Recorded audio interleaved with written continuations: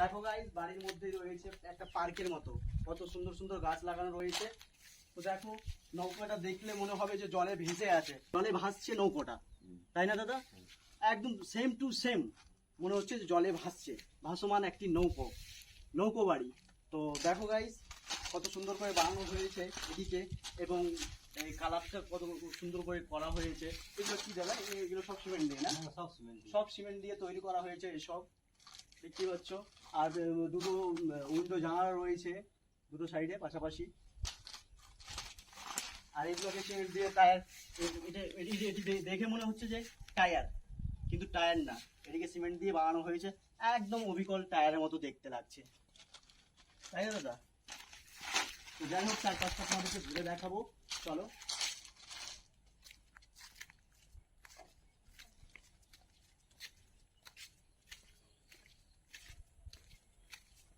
এখানে রয়েছে রান্নাঘর এবং বাথরুম, টয়লেট, মানে একটা বাড়িতে যত মানে যা কিছু দরকার সবটাই আছে এখানে। তারপরে উপরে আমরা চলে যাব দাদা।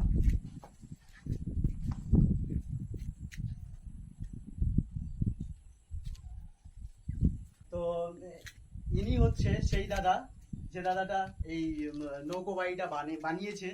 এবং দাদা, আপনি নিজে বানিয়েছেন না দাদা? তো এই বাড়িটা কমপ্লিট করতে মানে সময় লেগেছে 6 মাসের মতো, তাই না দাদা? 6 মাসের মতো। এবং কত টাকা খরচা হয়েছে দাদা? 10,80,000। 10,80,000 টাকা। 10,80,000 টাকা খরচা হয়েছে এই পুরো নৌকো বাড়িটাকে বানাতে।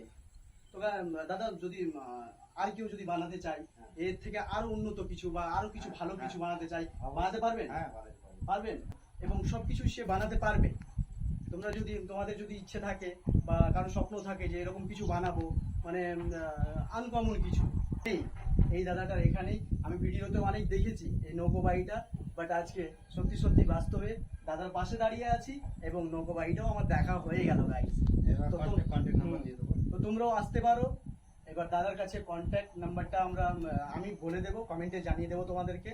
সো খুব ভালো লাগলো, এবং দেখে আমি খুব আনন্দিত হয়েছি, খুশি হয়েছি, এবং অবাক করা একটি নৌকো বাড়ি।